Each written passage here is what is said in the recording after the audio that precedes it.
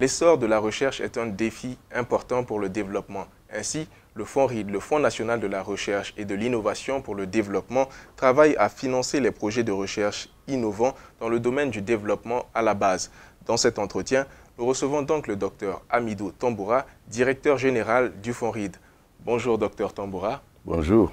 Docteur, vous êtes directeur de recherche en physiologie et santé animale, directeur général du Fonds national de la recherche et de l'innovation pour le développement Fonds RID depuis janvier 2015 et président du conseil d'administration du CNRST. Alors, dites-nous, docteur Tamboura, quel est le contexte qui a prévalu à la création du Fonds RID? Alors, il faut revenir en arrière pour partir de trois principaux constats. Le premier point, c'est le constat fait par les autorités en regardant un peu partout autour d'elles que beaucoup de pays qui étaient dans le même contexte que le nôtre à l'heure actuelle, en l'espace de moins d'une quinzaine d'années, sont devenus des superpuissances. Ce fait vient de l'utilisation de la science et des technologies, des innovations. Deuxième constat, c'est que dans le contexte que nous vivons aujourd'hui, que ce soit dans la recherche ou dans tout autre domaine, les autorités se sont rendues compte que celui qui finance, c'est lui qui commande le travail à faire.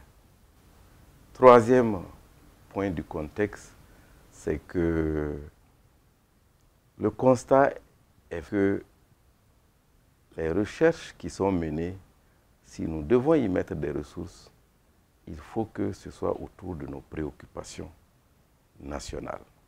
Donc c'est partant de l'analyse de ces trois grandes problématiques-là que les autorités de ce pays ont vu la nécessité et j'allais dire l'importance de mettre en place une institution qu'ils vont charger tout spécialement non seulement de gérer les ressources que le pays va mettre à la disposition, mais également d'aller rechercher des ressources supplémentaires pour financer notre système national de recherche autour de nos préoccupations nationales. Quels sont les domaines d'activité visés par le mandat du Fonds RID?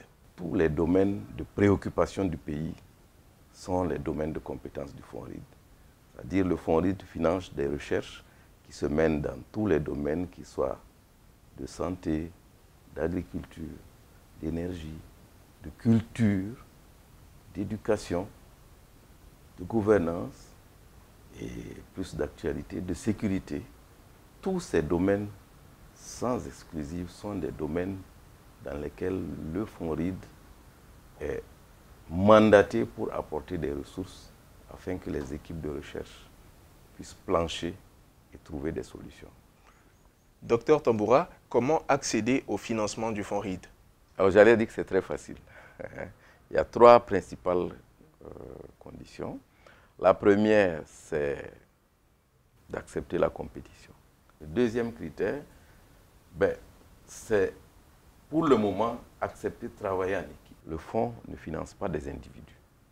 Il finance des équipes de recherche pourvu que ce soit une équipe constituée avec différentes spécialités complémentaires.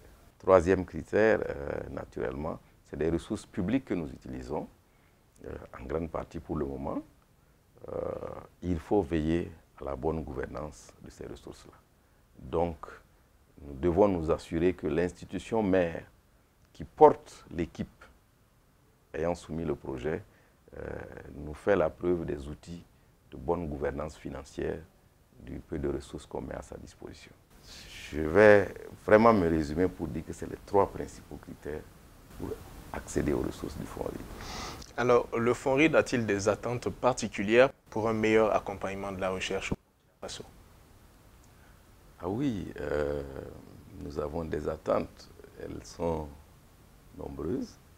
Le premier bloc, je l'adresse aux bailleurs potentiels. Il n'y a pas de petites ressources financières. Cet appel, je le lance d'abord au secteur privé national, privé dans tout son entendement.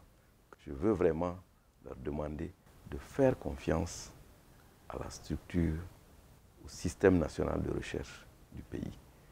Le deuxième pilier d'attente que j'ai, c'est à l'endroit de la communauté scientifique elle-même, qui est bénéficiaire de ces ressources-là. Il faut que, de mon point de vue, cette communauté scientifique se mette davantage à cheval sur les attentes, les vraies préoccupations des utilisateurs potentiels.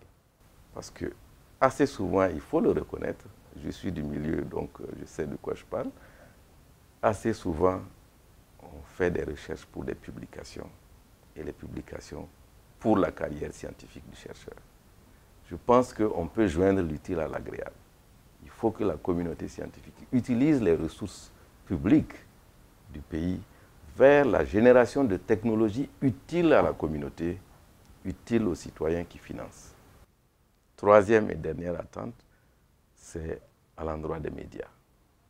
Les médias, je pense que c'est une catégorie qui est formée qui a les compétences pour faire passer le message, pour faire connaître aux uns et aux autres l'existence des technologies, l'existence des produits générés par les ressources publiques et à quoi ces produits-là peuvent servir pour le développement de la communauté, pour le développement de la société.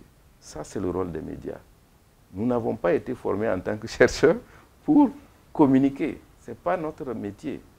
Ceux qui sont formés pour ça sont vraiment appelés à jouer leur rôle.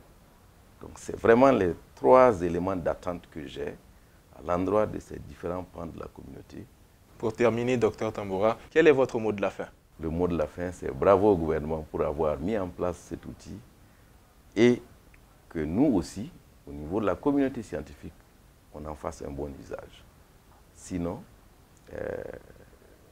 la vache risque d'arrêter de faire le lait et on risque de perdre tous les bénéfices potentiels de cet outil-là. C'est tout pour cet entretien, Dr Tamboura. Je vous remercie. Merci à vous.